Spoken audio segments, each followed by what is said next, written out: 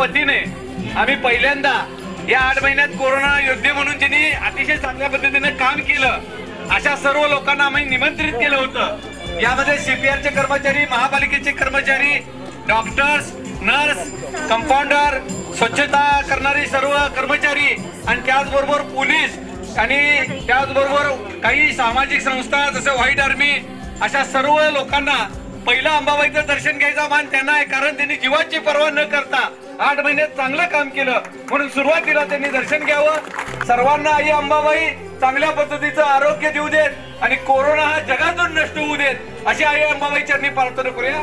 धन्यवाद।